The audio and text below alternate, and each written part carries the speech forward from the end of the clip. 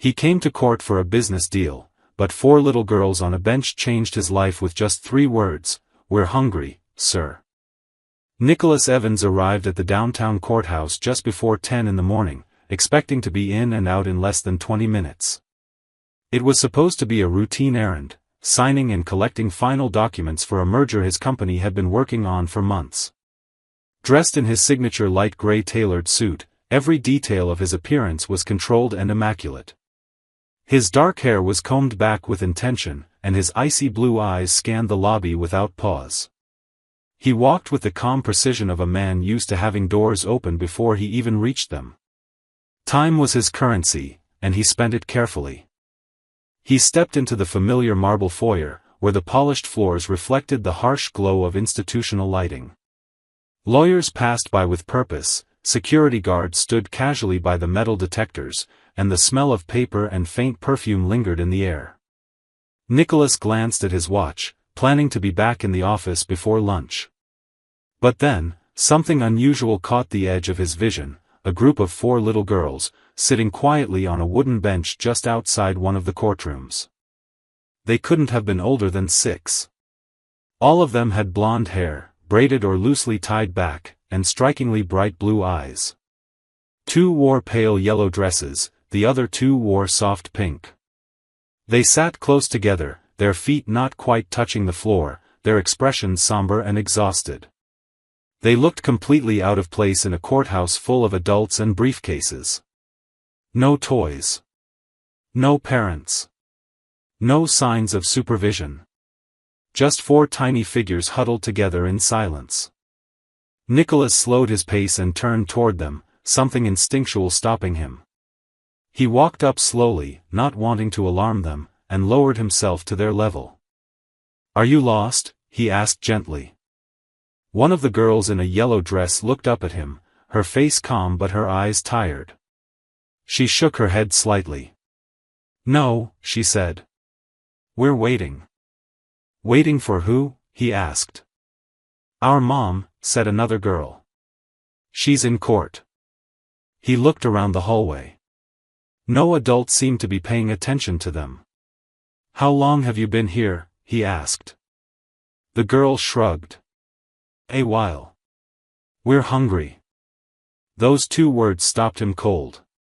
He looked at them again, really looked, and noticed how thin they were, how dry their lips were, how their eyes avoided contact the way children did when they'd been taught not to ask for too much. They weren't just sitting quietly, they were surviving.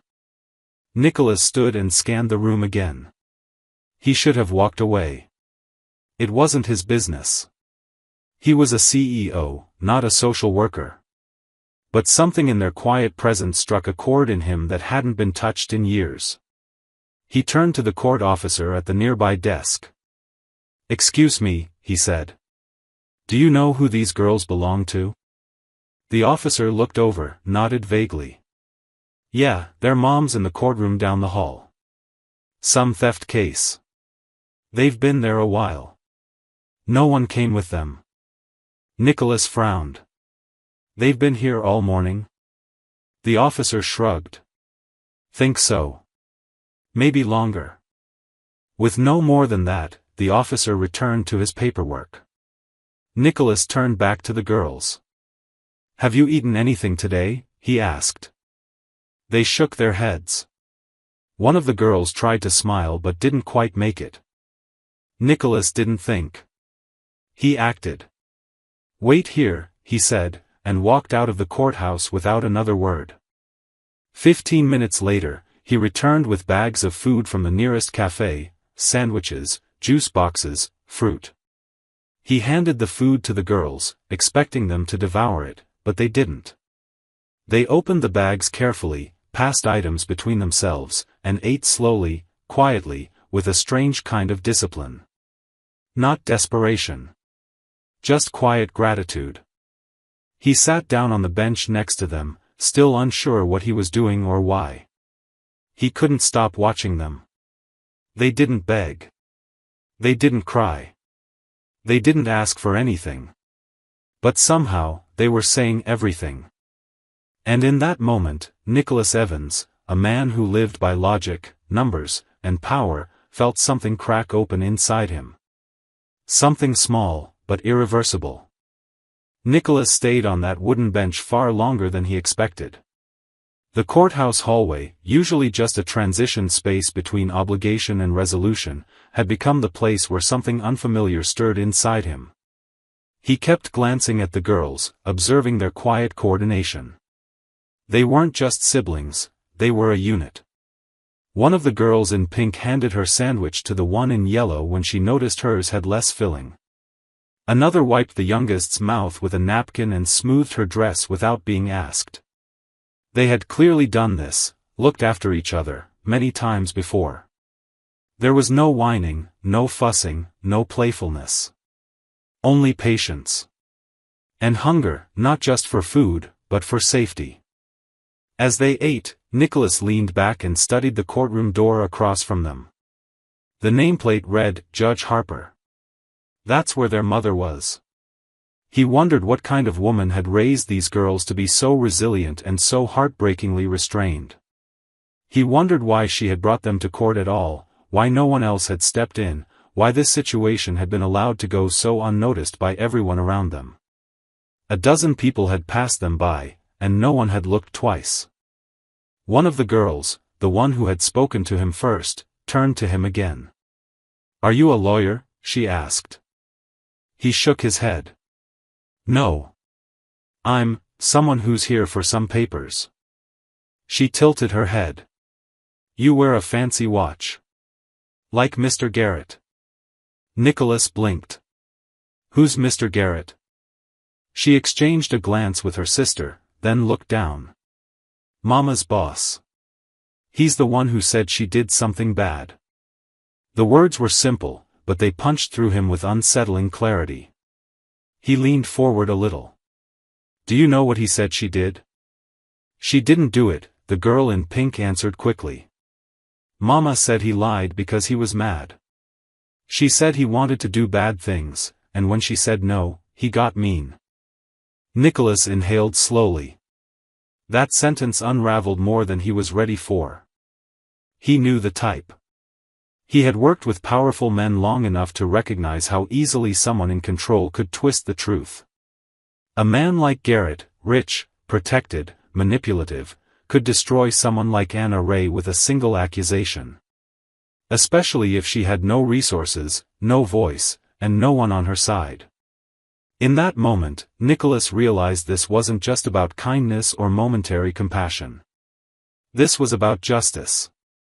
About seeing something broken and knowing he had the tools to fix it. He felt that old business instinct, the drive to investigate, to uncover, to outmaneuver, but for once, it wasn't about profit. It was about doing what no one else was willing to.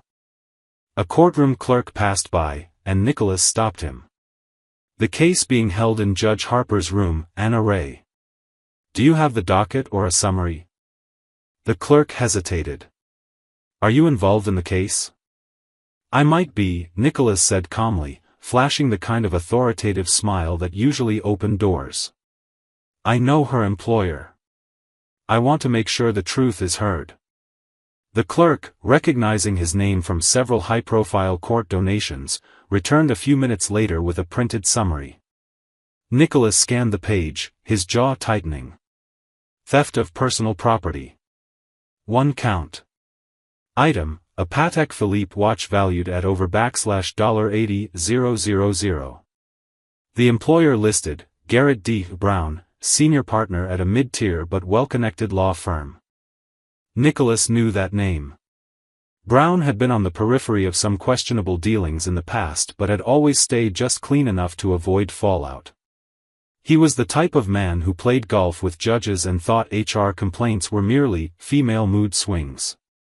The courtroom doors opened at last, and a small group of people exited. Among them was a thin, pale woman with worn features and a sharp, observant gaze. Her brown hair was pulled into a loose bun, her dress clean but clearly second-hand. She clutched a stack of folders to her chest, and her eyes went straight to the bench. The moment she saw her daughters, her expression changed from exhaustion to urgency. She hurried over. "Girls," she said in a strained voice. "I'm so sorry. I didn't know it would take this long. Did anyone?" "They ate," said the oldest. "He brought food." The woman looked up at Nicholas, confused. "You did?" He stood, offering a small nod. "They said they were hungry. I couldn't just walk away." The woman's mouth tightened, like she wasn't used to accepting kindness. "Thank you," she said. "You didn't have to do that." "No," he said quietly.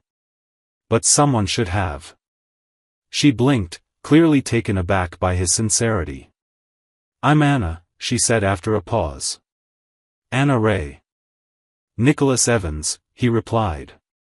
She froze for a moment, recognizing the name. "The Nicholas Evans?"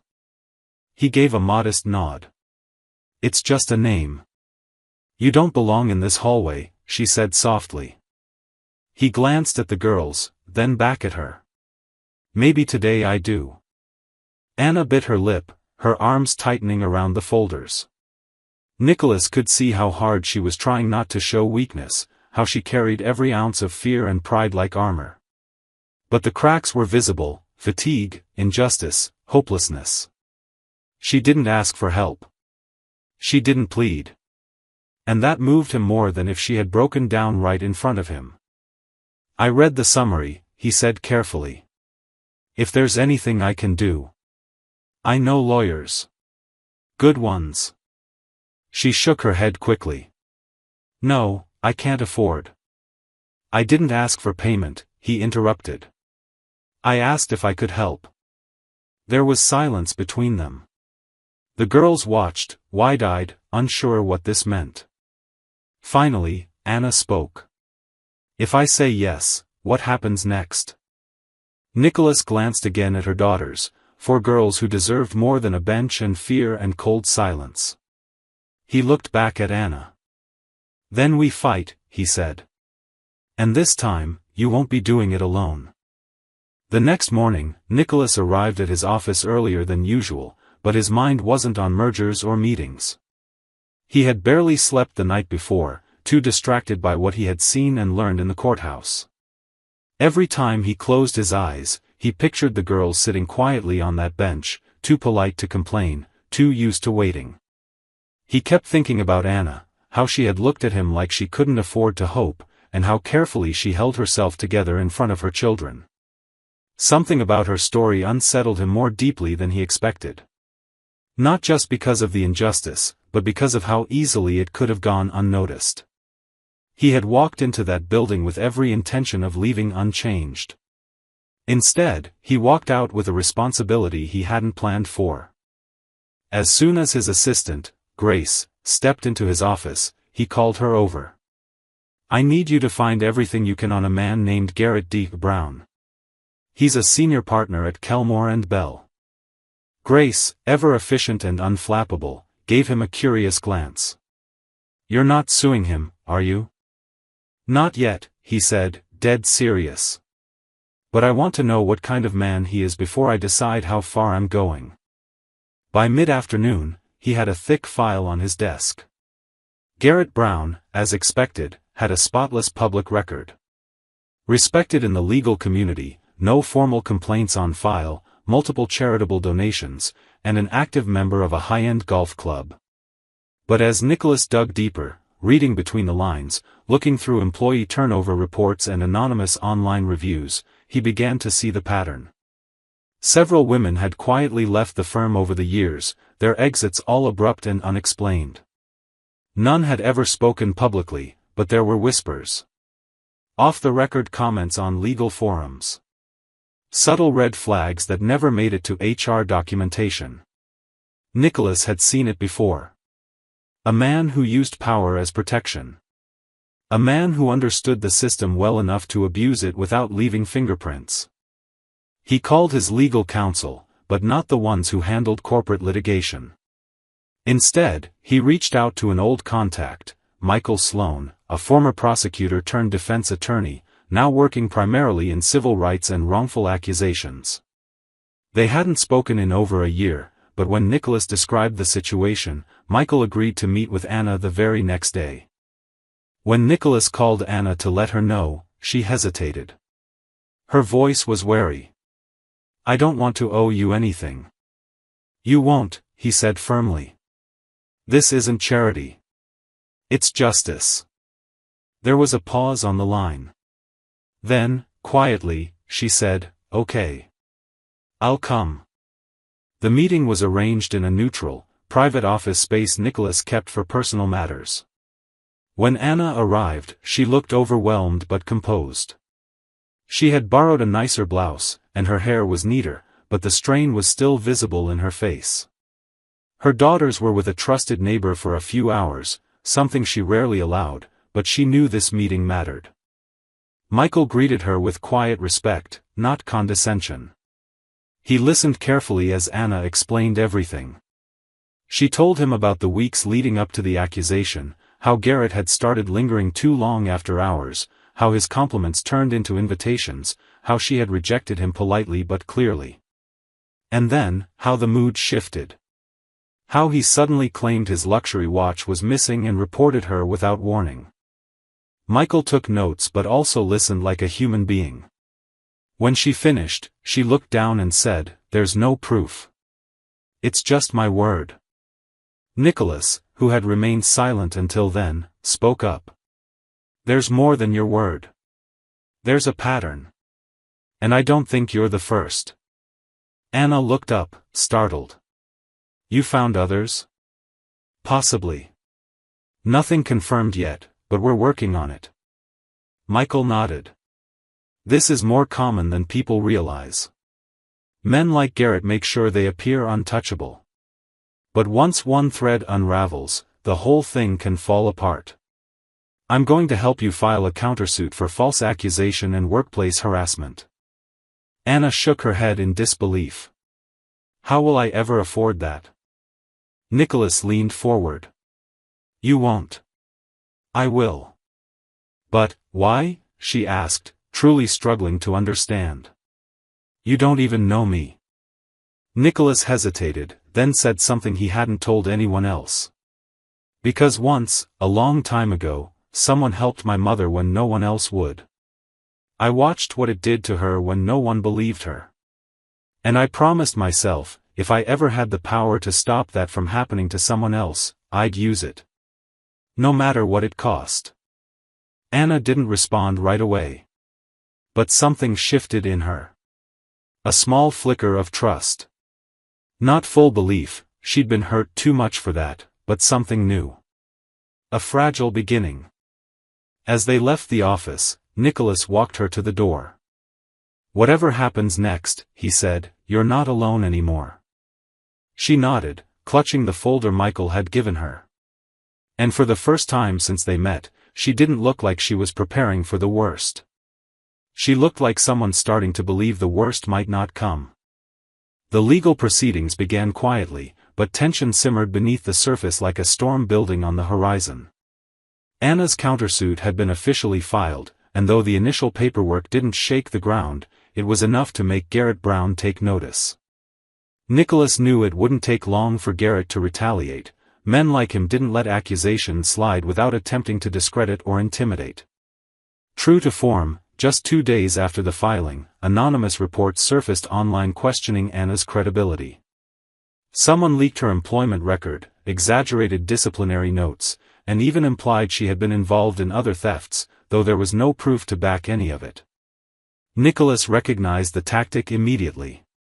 Garrett was leveraging his connections, using subtle character assassination to poison the narrative before it reached court. Nicholas wasn't surprised, but Anna was devastated. When she arrived at his office late that afternoon, her hands trembled as she clutched her phone. She had read the online posts, seen the cruel comments. Her voice was low and flat when she said, "They're calling me a liar. A thief. Some of the moms at school already stopped talking to me." She couldn't meet his eyes.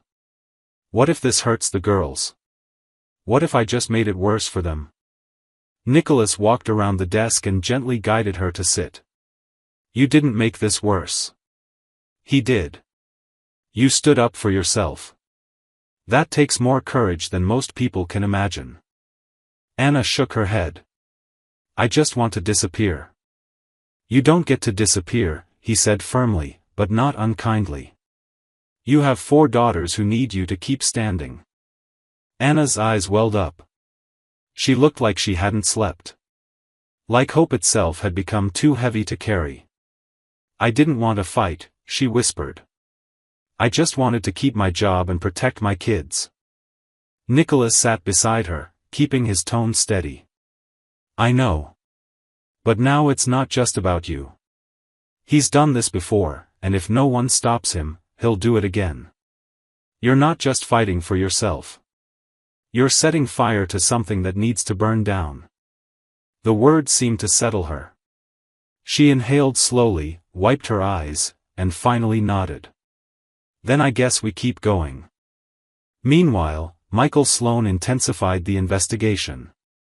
With Nicholas funding every step, he was able to hire 2 private researchers, discreet professionals with backgrounds in legal compliance and forensic HR analysis. Within days, they found a former paralegal who had left Garrett's firm 5 years earlier after a sudden and unexplained departure. Her name was Lauren Chase. She had signed a non-disclosure agreement, but once she heard Anna's story and learned that others were now coming forward, she agreed to meet. Nicholas, Anna, Michael, and Lauren met in a small, neutral office off-site. Lauren was nervous, constantly wringing her hands, but she eventually opened up. Garrett had followed a pattern, offering mentorship, growing increasingly familiar, then turning aggressive. When she rebuffed him, her annual review mysteriously tanked. She was accused of failing to handle confidential documents, then quietly pushed out of the firm. HR had buried it with a generous severance and a warning that if she spoke, she'd be sued. Michael asked, "Do you still have any written communication from him?" Lauren hesitated, then reached into her bag. "I erased a lot of it, but I printed the worst one before I left. I couldn't let myself forget what really happened." She handed over a folded piece of paper. Nicholas read it in silence, his jaw tightening as the words spelled out the disgusting familiarity of power misused. It was crude, manipulative, and clear. There would be no mistaking Garrett's intent. With this document, the case took on new weight. Now it wasn't just Anna's word against Garrett's reputation, it was a pattern of abuse. Michael amended the countersuit to include sexual harassment and retaliation. A media strategy was prepared, carefully worded and grounded in fact, so that if Garrett tried to leak more attacks, they'd be ready with the truth. Nicholas made the strategic decision to go public, not with Anna's full identity, to protect the children, but with a statement of support from his own name. The press release was subtle but direct. A prominent CEO standing behind a woman wrongfully accused of theft by a man he described as habitually predatory and unfit to hold power. The story caught fire online. Whispers became conversations. Garrett's firm released a statement distancing themselves from him, placing him on immediate leave. The board had no choice but to initiate an internal review. Anna watched it unfold from the safety of Nicholas's guest house, where she and her daughters had been staying temporarily. It was the first time in weeks that she had felt safe enough to breathe. She stood in the kitchen, watching her girls draw spaceships and unicorns on the marble counter with dry erase markers Nicholas had given them, and she finally allowed herself a small, exhausted smile. Later that evening, Nicholas found her in the garden, wrapped in a sweater, staring at the sky. She turned to him as he approached. "I didn't think anyone would ever believe me," she said. "Sometimes people need to see a spark before they realize what's burning," he replied. She looked at him with something different now, not gratitude, not disbelief, but recognition. "I don't know what you were before this, but whatever it was, this suits you better." Nicholas didn't reply right away. He thought about all the years he'd spent chasing control, shutting out emotion, avoiding mess. And now here he was, entangled in a life he hadn't seen coming, but one that suddenly felt more real than anything before. "I think I agree with you," he said. In the distance, the sound of the girls' laughter echoed through the house. And for the first time in a very long time, Nicholas Evans didn't feel like he was losing anything by standing still. He felt like he was finally starting to win something that mattered. The court date came faster than anyone expected, accelerated not by luck but by pressure, legal, public, and personal. Garrett Brown, who had been so confident in his ability to control the narrative, was now at the center of an unfolding scandal. The media had caught hold of the case's outline, not the salacious headlines Garrett feared, but the more dangerous kind: facts. Verified statements. Witness accounts. Documents. The court couldn't ignore it anymore. And Nicholas, who had once thought his role would end with hiring the right lawyer, found himself more involved than ever, not just as a supporter, but as a visible presence, a symbol that someone with influence was finally using it for someone else. On the morning of the hearing, Anna dressed carefully. Her hands trembled slightly as she buttoned the cuffs of a soft blue blouse that Nicholas's assistant had picked out for her, and which Anna insisted on paying for even if Nicholas refused the money. It wasn't vanity, it was pride. She didn't want to walk into that courtroom looking like a victim. She wanted to look like a woman who had survived everything meant to break her. Her daughters, too young to attend the hearing, stayed home under the care of Maria, the retired schoolteacher who now helped part-time with the girls. As Anna prepared to leave, her oldest daughter, Emma, hugged her tightly and whispered, "Be brave, like you always tell us." Michael Sloan met Anna at the courthouse steps. He was calm, collected, confident. A lawyer who didn't believe in intimidation but who knew how to devastate with the truth.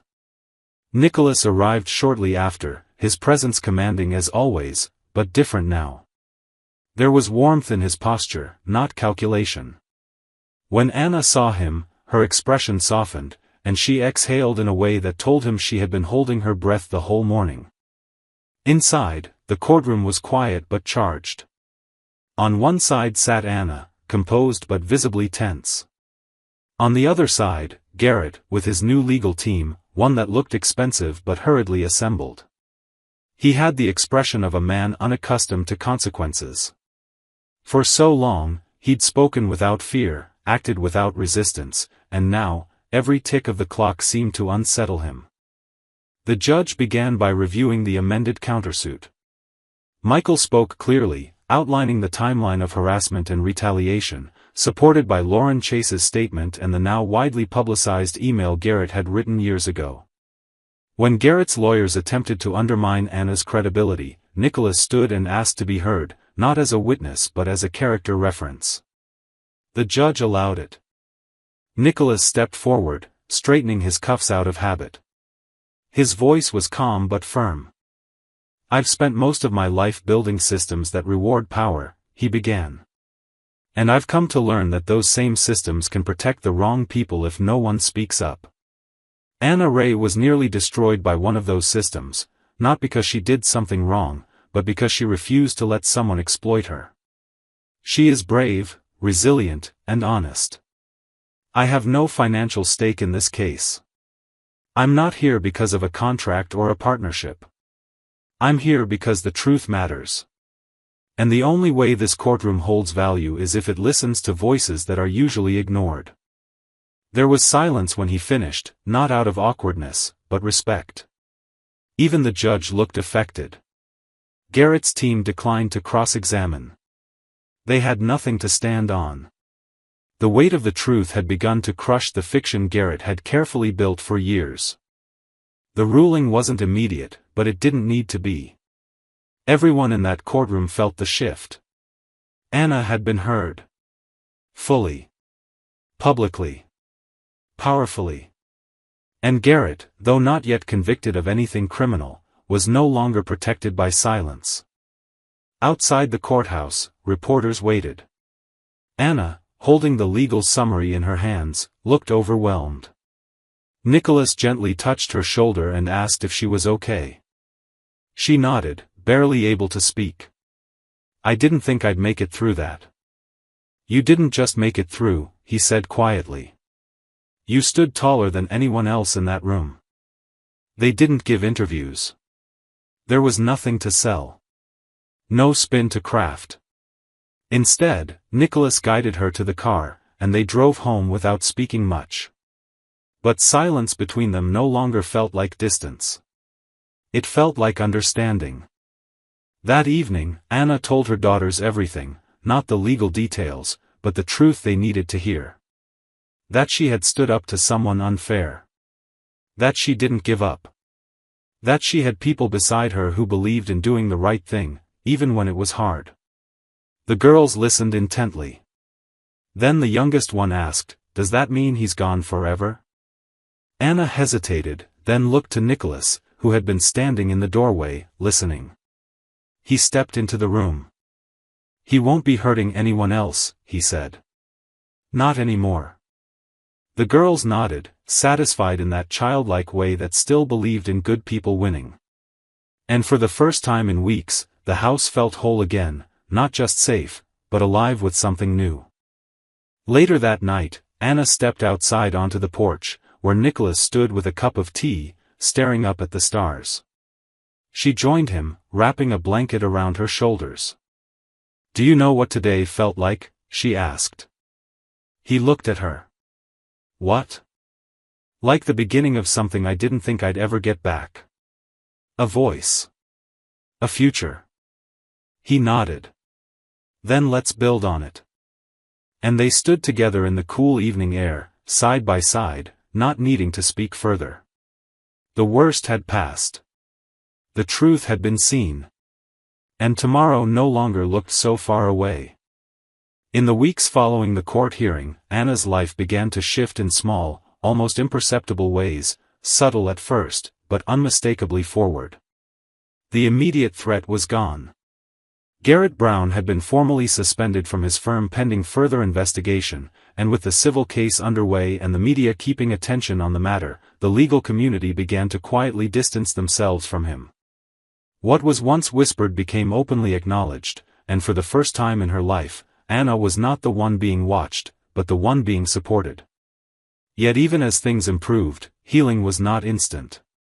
There were moments when she still woke in the night, startled by dreams of being chased down hallways or losing her children.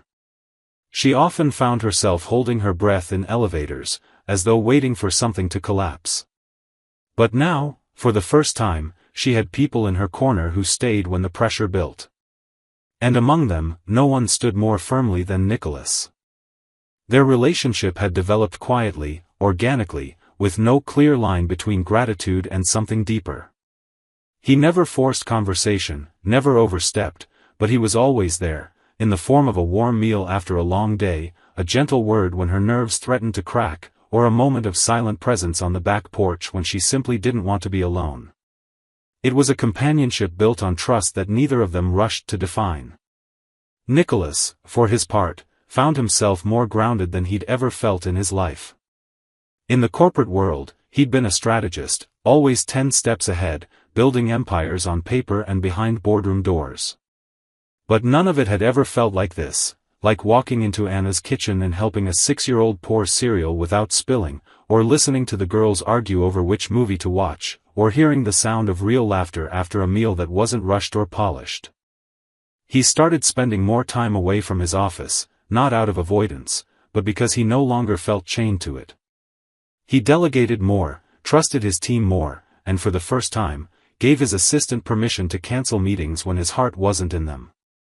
Grace, who had worked with him for nearly a decade, commented dryly one day, "I don't know who that woman is, but please thank her for returning your soul."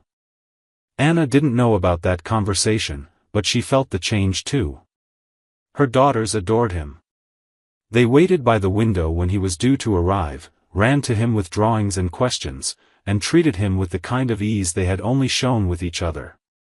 One day, her daughter Lily, the shyest of the 4, tugged on her sleeve and whispered, "Is he going to stay with us forever?" The question was both innocent and impossibly complicated. Anna had no answer at the time. She simply kissed Lily's forehead and said, "Let's see what tomorrow brings." Nicholas wasn't just watching from the sidelines, he was actively helping her rebuild. He introduced her to a friend who ran a reputable law firm focused on family and labor cases. After just one interview, Anna was offered a job, not as a cleaner, but as a legal assistant. Her organizational skills, her first-hand understanding of injustice, and her quiet determination made her a natural fit. She started shadowing paralegals, learning the basics of case documentation and client coordination.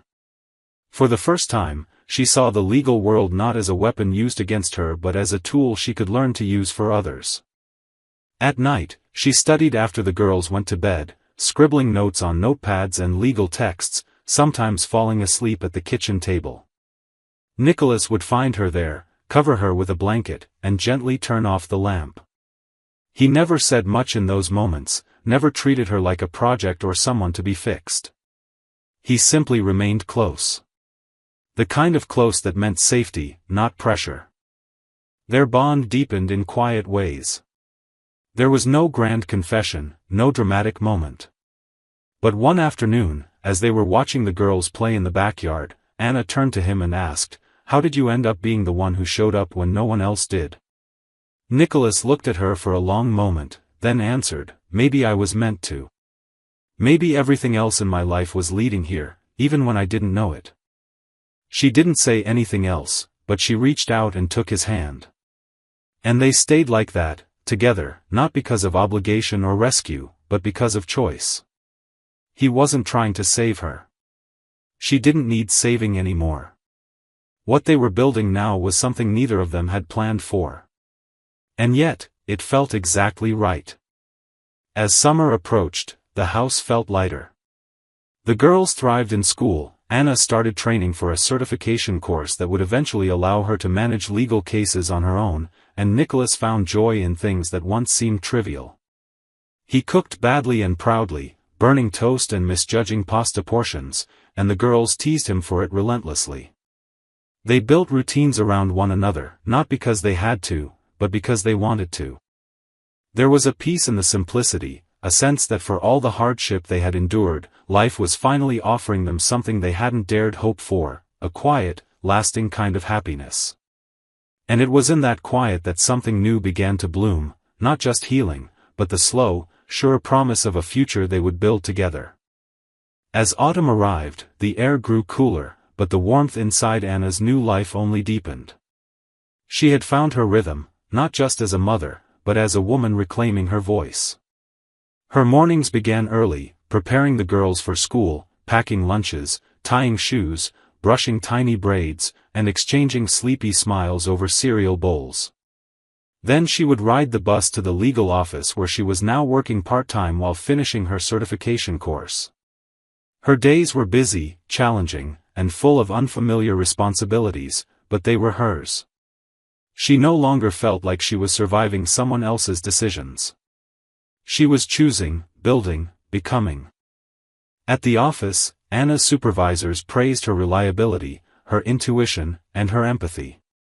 Clients trusted her because she spoke from a place of understanding, and her coworkers admired the quiet determination that carried her through every task.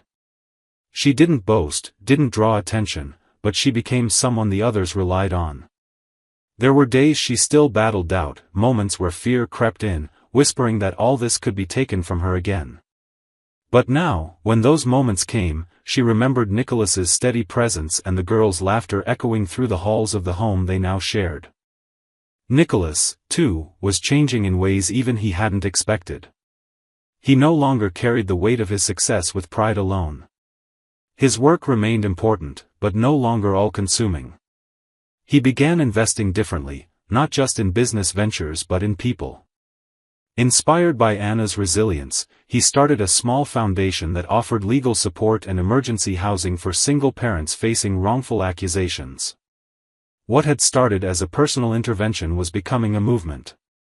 He was still Nicholas Evans, the CEO, the strategist, the man with sharp suits and sharper instincts, but now he was also someone who knelt on the kitchen floor to help a child tie a shoe.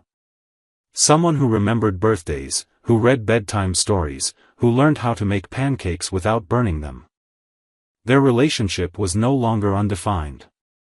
Though neither of them rushed to label it, everything about the way they moved around each other spoke of connection. There was a shared rhythm in their routines, a gentleness in their gestures. Nicholas never tried to replace what Anna had lost. He never called himself the girl's father, never assumed a role without invitation. But the girls didn't wait for titles. They had made their own decision about him long ago. One evening, while Anna worked late, Nicholas sat with them in the living room, helping with homework. Lily, the quietest, suddenly looked up and asked, "Will you be here when I grow up too?" He didn't answer right away. He put down the pencil, looked her in the eye, and said, "If you'll have me, yes." The next morning, Anna found a drawing on the refrigerator. It showed 6 figures holding hands, 4 little girls, a woman with long brown hair, and a tall man with a crooked smile. Above it, in bright crayon, the word family. Anna stared at it for a long time. She didn't cry, though her chest ached with something close to joy. Later that day, she pulled Nicholas aside, took his hand, and said, "They've already decided you're part of us." He smiled, his voice low. "Then I'm home." The seasons continued to turn. The court case was officially closed in Anna's favor. Garrett Brown settled quietly, his reputation beyond repair. Anna never once gloated. She refused interviews, declined attention. All she wanted was peace. And now, at last, she had it. Nicholas invited her to a formal dinner hosted by one of his oldest colleagues. She hesitated at first, unsure of whether she belonged in a room filled with polished executives and curated conversations, but eventually agreed. When the night came, she wore a simple dark green dress, and when she entered the ballroom on Nicholas's arm, no one saw a former cleaning woman or a victim of scandal. They saw a woman with quiet strength and poise, someone who held herself with dignity because she had earned every inch of it. At that dinner, Nicholas introduced her not as a guest, not as someone he was helping, but as his partner.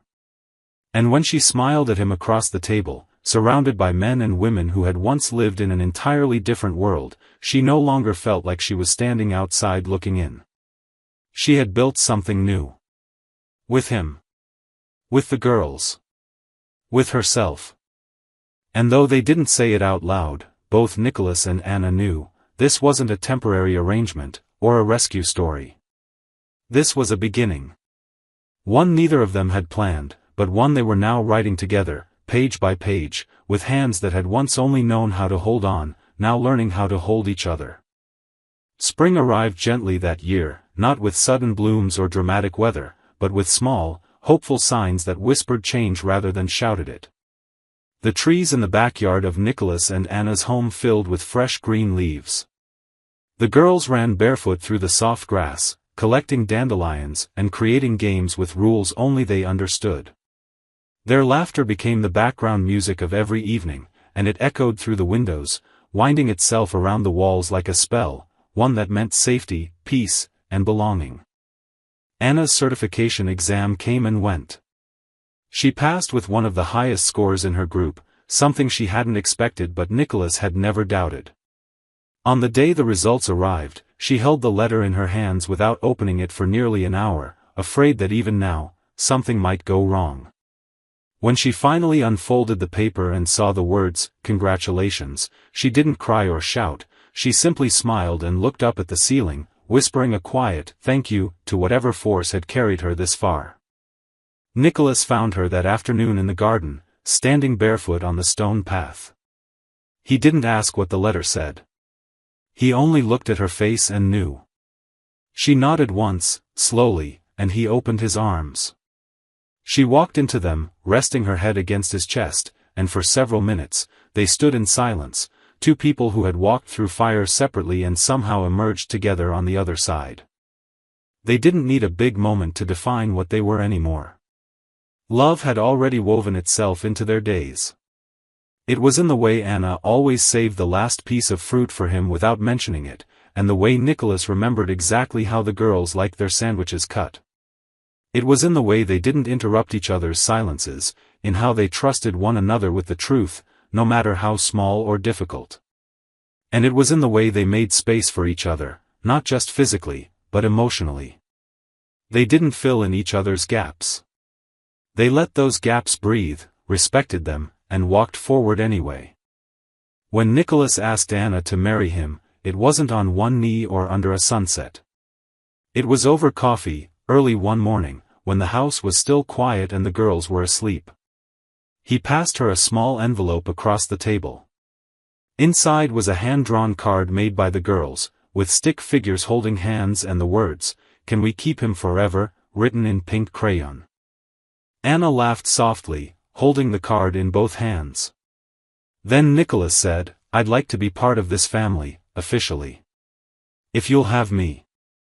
She looked at him for a long time, then whispered, "You already are." But she said yes anyway, because some moments deserve to be spoken aloud, no matter how obvious they feel. The wedding was small.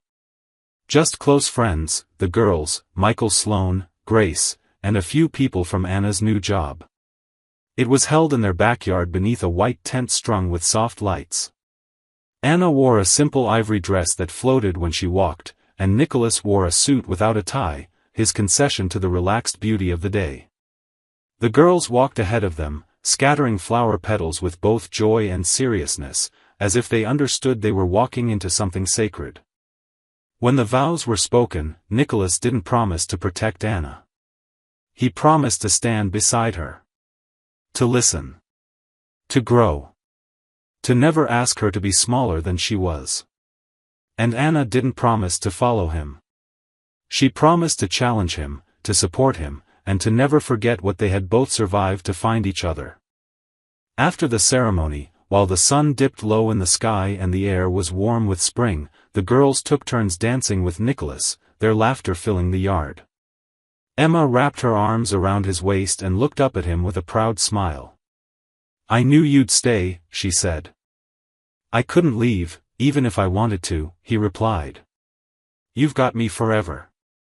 Later that night, after everyone had gone home and the lights had been turned off, Anna and Nicholas sat on the porch, wrapped in a shared blanket, watching the stars. They didn't speak much. There was nothing more to explain. Everything they had been through, the courtroom battles, the fear, the uncertainty, the rebuilding, it all led here. Not to a perfect life, but to a true one. They hadn't erased their scars. They had grown around them. In the quiet hum of their shared future, they sat hand in hand, knowing the world might still be unpredictable, but that they had become the kind of people who didn't fear uncertainty anymore. They faced it together now. Side by side. And in that stillness, filled with the gentle breathing of a house finally at rest, Nicholas Evans and Anna Ray didn't just feel happy. They felt whole. In my view, the ending of this story isn't just satisfying, it's quietly profound. It doesn't rely on dramatic twists or fairy tale perfection, but instead offers something much more rare, emotional honesty and earned peace. What makes it powerful is how real the transformation feels. This isn't about a millionaire saving a struggling mother, or a woman being rescued. It's about two people, scarred in different ways, choosing each other not out of need, but out of mutual respect, healing, and growth. Nicholas doesn't fall in love with the idea of being a hero, he falls in love with reality, with responsibility, with children who look to him not for money but for presence, with a woman who never asked to be saved, only heard. Anna's arc is even more meaningful. She goes from being voiceless and discarded by a system to someone who reclaims her identity, not by fighting louder, but by standing stronger. The ending doesn't suggest that life is suddenly easy, only that it's finally shared. And that's what makes it beautiful. Because the deepest kind of happy ending isn't when everything's perfect, it's when two people find home in each other after learning how to survive the storms on their own. This isn't a love story with a rescue, it's a partnership that grew out of resilience. And those kinds of endings? They last.